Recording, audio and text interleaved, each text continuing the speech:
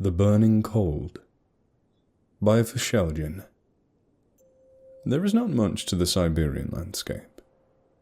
The never-ending tundra stretches as far as the eye can see, bordered by the mysterious Arctic Ocean to the north. No forms of higher ground stop the deadly cold air from threading down to central and western Russia, burying its claws into people's skins, making their fingers numb, and turning their words into clouds of grey steam.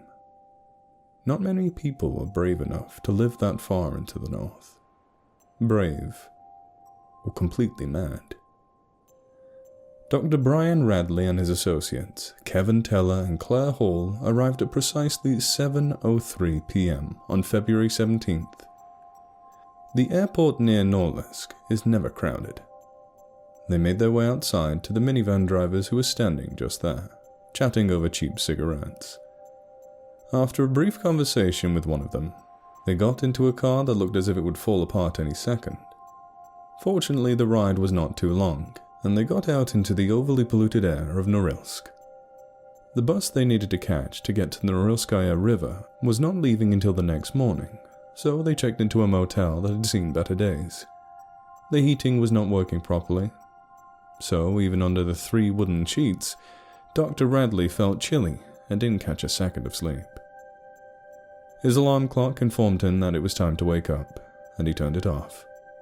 He was fully awake, but barely able to move due to the cold that snuck into his bones. After a poor breakfast, the team got to the bus station and into an old wreck of a bus that was to take them to the excavation spot. The vehicle was cold, maybe even more than the outside. Dr. Radley knew that this business trip was not going to be pleasant, so he did not mind the conditions, but his companions, on the other hand, had completely different views. They had never stopped complaining. Young people as they are, they were not used to being outside of their office with central heating in the winter and air conditioning in the summer. But Dr. Radley had years of experience. The ride took longer than expected because of all the black ice on the patched road. Their destination lied ahead. Great white tents were being set up to keep the priceless artifacts safe. But the team was not interested in the objects a civilization once used. They were there for a greater reason. The excavations found a system of underground tunnels which was still to be determined whether they were a natural occurrence or man-made. For that, geologists were needed, so the 3 were brought. A chill walked down Dr. Radley's spine when he saw the size of the entrance to the cave system. Surely no ancient civilization was able to dig through thick layers of solid rock. Or so he thought. They were given a torch and a hard hat at the entrance, along with a walkie-talkie. The first thing that was noticeably odd at the entrance were the rocks themselves. They were not as rough as in other caves, but smooth, as if they were patiently flattened. Dr. Radley and his colleagues entered the cave. Even though the cold white sun was still up, merely pointing out it was still daytime, everything inside the cave was pitch black. Claire was the first one to turn on her torch. The light revealed little, but enough for the 3 to realize that the cave was enormous. The stone walls, smooth as silk, rose up and out of each of their flashlights. They needed more light. Dr. Radley exited the cave and went straight to the main tent. The other 2 wandered off in search of food. 2 days later, a truck came and brought phosphorescent lights needed to light up the cavern. It took 4 hours to install them onto one wall. Once all the walls had been covered, the team went in again. The cave was bigger than they thought. The lights were well up on the wall, but they still could not see the ceiling. What's more, there were 3 more doors, similar to the cave entrance, but across the room. "Well, Brian, is this enough to prove the cave's man-made?" asked Kevin. "You know the procedure well, Kev," replied Claire. "Yeah, but what are the odds of a naturally generated cave system that looks like an ancient temple?" "Oh, you'd be surprised," said Dr. Radley. "Let's go out and get some sleep. We'll come back here first thing in the morning." Each of them had separate tents, with a warm sleeping bag and a reading lamp. Dr. Radley lay down and closed his eyes. It didn't take him long to fall asleep. His dreams were not pleasant. He was standing in a valley covered in a dense, macabre fog. Something was making him uncomfortable. The silence. The dreadful silence was ripping his mind apart. Suddenly there was a howl, not like that of a wolf's, but a ghastly howl that petrified him. Dr. Radley started looking around frantically and turned around to see a bloodshot eye. He woke up paralyzed, covered in cold sweat. The morning was cold. An ominous fog covered the archaeological camp. Kevin and Claire were already at the entrance to the cave. Dr. Radley took his torch, hard hat, and walkie-talkie, and the group entered the cavern. Dr. Radley thought he saw a glimmer of light in one of the tunnels, but it disappeared before he could take a closer look. A cold shiver went down his spine. Well, shall we go into one or what? Well, that is what they paid us to do, right? Claire replied with a smile. Dr. Radley just shook his head and led the way into the middle tunnel. The tunnel was very dark, as if the light from the main cave couldn't make its way inside. Hours seemed to have passed, but the three hadn't found anything interesting. It was just a long tunnel. Suddenly, Claire tripped.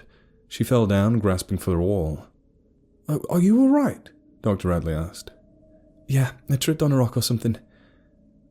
But look at this. She pointed her flashlight at the wall. Something was inscribed into it. What do you think it means? Kevin asked. That's for the archaeologists to decide. Let's go back. Quite tired, Dr. Radley replied. He copied the symbols into his scratch pad and headed out. He gasped, surprised, and froze in place. They were right at the start of the tunnel. It was as if they had passed as much as a few yards, no more. They quickly walked out of the cave and into the cold Siberian air. How was that possible? Dr. Radley asked. How was what possible? Kevin replied with a question. We've been in the tunnel for hours, and yet we haven't moved an inch. You ought to get some sleep, Brian, said Claire. Yes, maybe I should. They made their way into the main tent. An office was set up inside, and at the desk sat a man. Have you found anything interesting? Asked Dr. Thelonious Davis, an archaeologist and symbologist well into his 50s.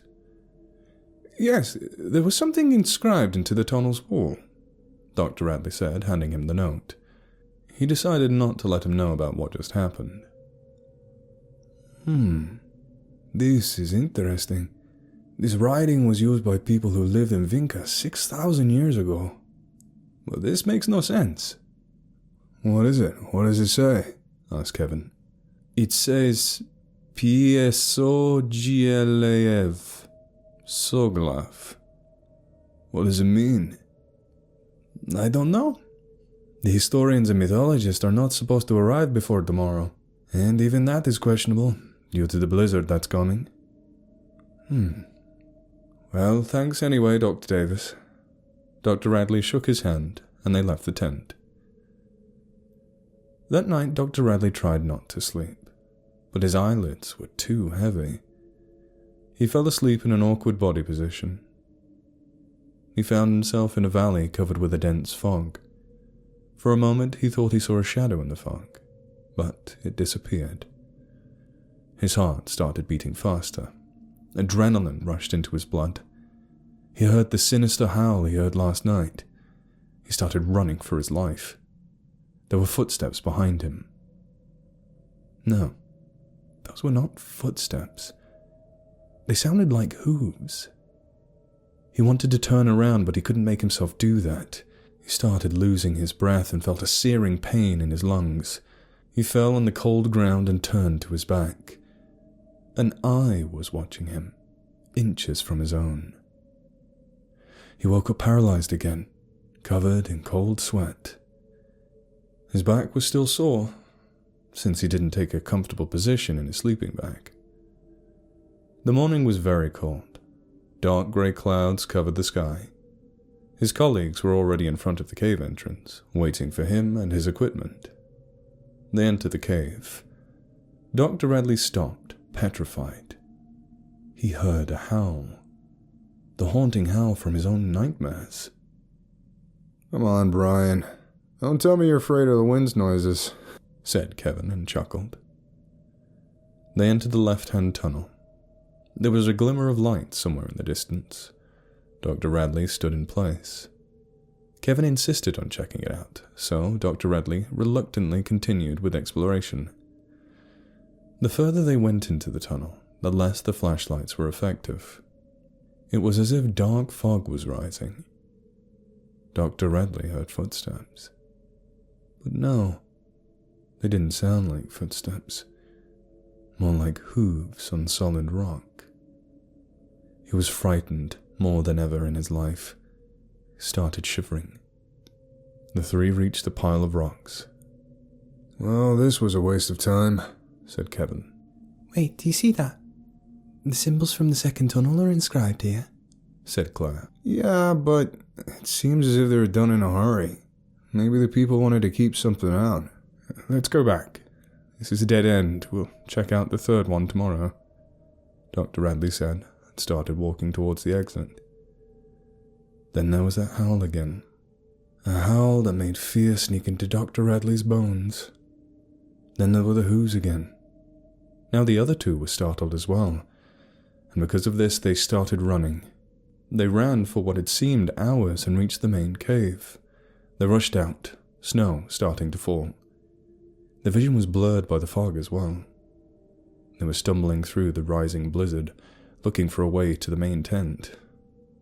A sinister howl ripped through the air. The three started running again, reaching the tent by pure coincidence. "Hello, Dr. Radley? Have you reached a conclusion?" asked Dr. Davis. "We've come upon a dead end in a tunnel. It was covered in the symbols I brought to you." It looked as if someone wanted not to let someone else in. Or something, Dr. Radley thought. "Well, there still is one tunnel left. Let's go into the building before the blizzard takes its toll, shall we?" Outside the tent stood a newly built house. None of the three noticed it before since it was finished whilst they were inside the cave. Everyone is inside, chatting over hot coffee, reading, or just resting.